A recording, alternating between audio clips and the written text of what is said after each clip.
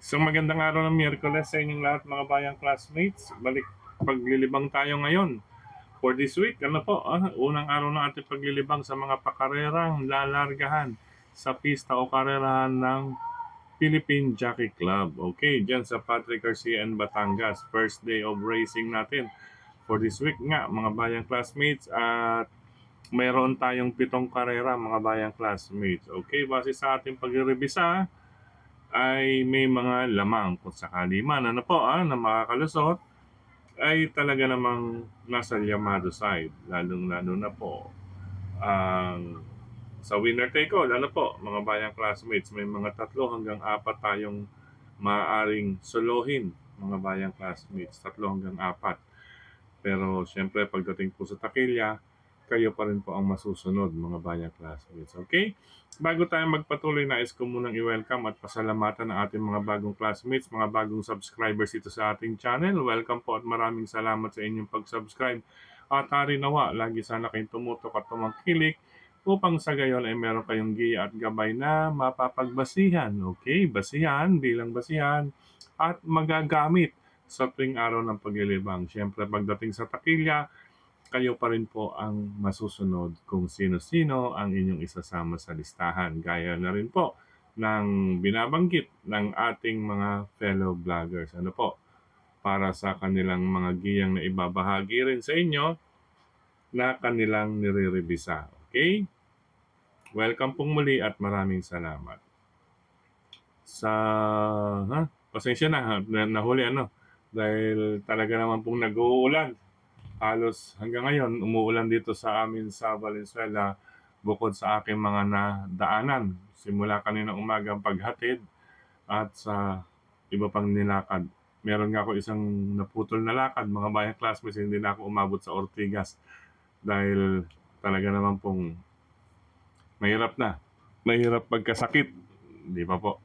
Okay, kinasela ko po yun ngayon sana itong after lunch. Kaya lang, siyempre, kailangan makabalik ako kaagad para maibahagi itong ating giya para ngayong araw na paglilibang. Okay? Start na tayo ng ating mga karera, mga bayang classmates.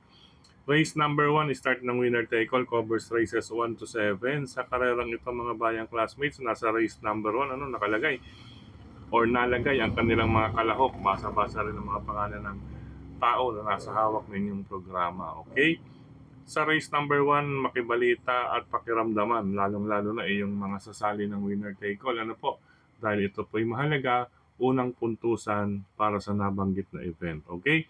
Ang aking pamilyan, ito, rambolin na lang or pili na lamang po sa 6, 7, and 9. Number 6, Sultanov with Jimmy El Ciego. Number 7, Secret Hideaway with Jomel Lazaro. At ang number 9 na si Sky Story with Jomer Istorque. Okay, latest track record, isa sa may best time.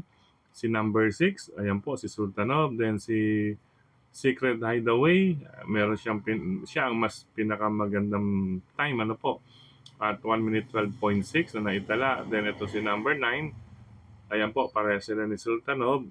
Number 6, parehas sila.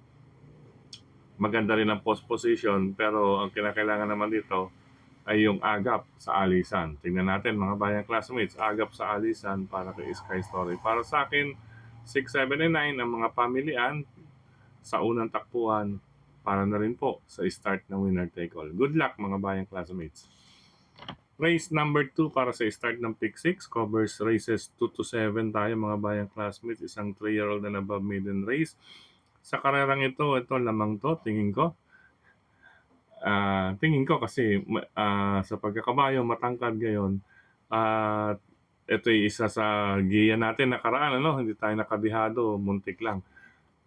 Dahil na segundo ito mga bayang classmates kasi ito ay parang naging rubber band, stretchable. Kumbaga nasabay 2,000 meters tas unti-unti napunta sa hululian. Tapos nung nagpakawala, dire-diretso naman po, yun nga lang sa huling kanto napadpad, nabukan ng gusto na antala, pero nandun pa rin po ang lakas ng remate. Okay? Tingin ko ito ay talagang literal na remate. Okay? Magbibigay ng banta dahil sa ikli naman ng distansya nga po, mga bayang classmates, at isang Derematis Imagination, number 4 with Jomer Estorque. Yun po yung aking tinutukoy kanina, ano po, si Imagination with Jomer Estorque. Magbibigay ng laban dahil maikli ang distansya, 1,200 meters, ay tingin ko itong si Kalampinay Beach with Jonathan King Flores. Tingin ko po ay magandang laban ang maipapakita ngayon ni Kalampinay Beach dahil nakaraan talaga namang nasilayan pa ang kanyang buti at 1 minute 13.4 na po, best halos parehas kay Imagination nung pangalawa sa uli bago si Imagination nailahok sa 2,000 meters and 2K sa isang malaking karera. Kaya magkakasukatan sa ikli ng distansya, may tsamba si Kalampinay Beach, pero pag nakalapit si Imagination, maagapan ni Jomer sa pagremate, ay siyempre Imagination at Kalampinay Beach, isahan na po yan. Okay? Good luck, pangalawang takbuhan mga bayang classmates. Ngayon kung may masilip kayong iba, may mabalitaan, sige lamang po mga bayang classmates. Okay? Good luck po, pangalawang takbuhan. Race number 3 para sa Pick 5 covers races 3 to 7 tayo mga bayang classmates. Sa karerang ito, another 3-year-old and above maiden race placers. Dito ay makibalita, magdagdag kung kinakailangan, may kapital na rin lang, baka may biglaang manorpresa, ano po yung sorpresa, then tingnan din po ang galawan sa bentahan. Then para sa akin, ang kalahok numero 5, ang pang-una sa listahan, si Wicked Ways, ano po, with Patarguse. Nagnobaturan ito, yan, NR, 1 minute 13.5, last July 18. Ang kwartos niya is 25 and a half, 23 and a half, and 24 and a half. Mabuti yan kung tutusin mga bayang classmates. Kumbaga parang pinarekta lang ito. Aba, baka maglayas pala to rito. Ano po? Tingnan natin, baka maglayas ang kalahok numero 5 dito sa race number 3. Pero gaya nga ng aking unang nabanggit, may mga panorpresa dyan, makamambigla, tulad ni 1, si 6, and 7. Okay? Yan ang mga panorpresa kung sakali man. Pero kung basihan natin ito muna, at sa kanyang tinapos, 23 and a half, pinabuelo, at 24 and medyo din nating, baka maglayas ang number 5 na si Wicked Ways with Patarguse. Separate na listahan na lamang po. Solo number 5 at yung kabila may kasama kung inyong mababalitaan. O ano ang inyong mababalitaan. Okay po, good luck po mga bayang classmates. Race number 4 po tayo para sa Pick 4 covers races 4 to 7. Sa karerang ito, halos parehasan din sa akin ang kalahok numero 1, Animo Magnolia with Jonathan Vasco Hernandez, and number 6, Looking Cool with Charles Reyes. Ito magkakasubukan, isang veteranong jockey at isang halos medyo bago pa lang din to, no? Kasi hindi pa naman gano'ng katagal na si Charles Reyes. Tingnan natin, magkakasubukan ang dalawang ito mga bayang classmates. Okay, base sa track record, paumento itong number 6 na si Looking Cool from 1 minute 14.8, 1 minute 14.6, 13.8, and 12.4. Habang si Animo Magnolia naman ay may 13.4, 1 minute 13.4, pero ito maganda pinakita niya rito, 1 minute 13.6, nandiyan pala sa katawan niya. Ito naman po ay J6. Ano po ibig sabihin ng J6? Padre Garcia or Philippine Jockey Club yan, 1,650 meters. Maganda po yun. Kasi punto dos lang from 1,400, ito 1,650. Ayan, nandyan din ang lakas. Yun nga lang, deremate si Animo Magnolia. Parang magiging same story with the race number 2, isang deremate, papareha si number 6, kaya balikatan dahil sa ikli ng distansya. Okay, good luck. Magkakasukatan po ang dalawang iyan. Race number 4, mga bayang classmates. Race number 5 tayo para sa last DD1 event. Sa karerang ito, ang ganda ng laban.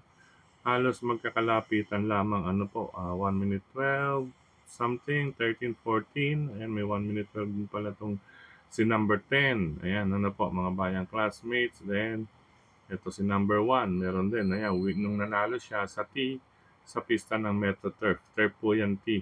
Tapos yung J, Win, J, Philippine Jockey po yan. Okay, mga bayang classmates. Para sa akin, solo, number 6, Kang Kaluking, with John Allison Pabilik. Kung pagbabasihan natin ang track records, bukod sa paumento, 14.2, 1 minute 14 sarado, 1 minute 12.8 ang pinakauli is 1 minute 12.4. Nabighani talaga sa kagalingan ni Kang Caloocan or sa kondisyon ni Kang Caloocan dahil ang huling dalawang tinapos niya is 1 minute 12.8 and 1 minute 12.4. Kung ikukumpara to others, ay talaga naman pong siya ang lamang. Ano po, lamang sa basahan para sa akin.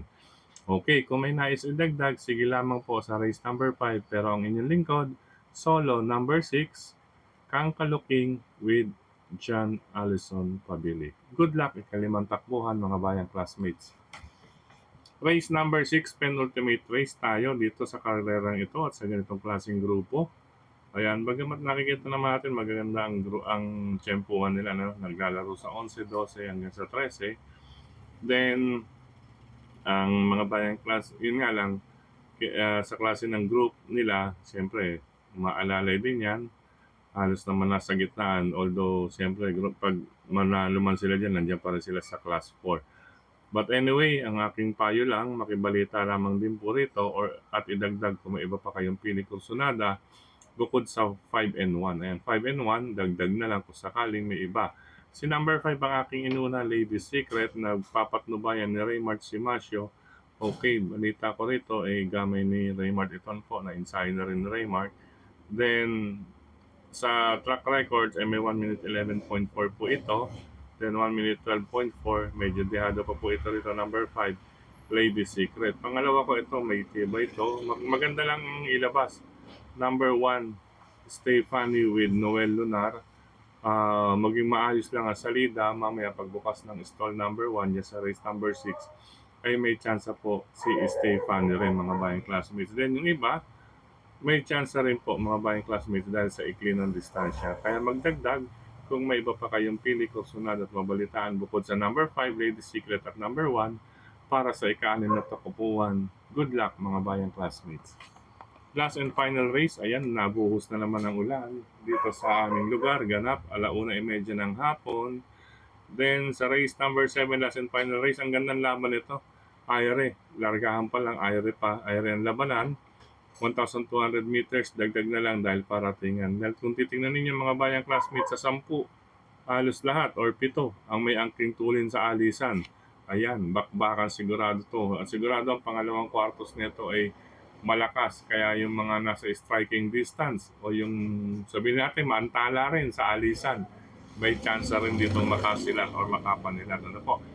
Then itong number 4, medyo question de labas lamang po sa akin si Little Charmer, pero medyo gigil na to. Ano po? Nakakagigil ng kuhanin para hindi bitawan dahil mababa na po sa laban. But anyway, ang aking mga giya is 10-4-7, mga bayang classmates. Number 10, Armani Moves with Jonathan King Flores. Ano po, itong si Armani Moves, mga bayang classmates, after ng kanyang barrier trial na 1 Gs.8. Ayan, 110.8. Wala yan ha. 110.8. Maganda po yan. Nasabak po siya sa malalakas na grupo kaagad. Ano po? Nasabak kaagad sa malalakas na grupo. Unang salang niya, 1,600 meters yan. Metro Turf. Ayan, T6. Metro Turf.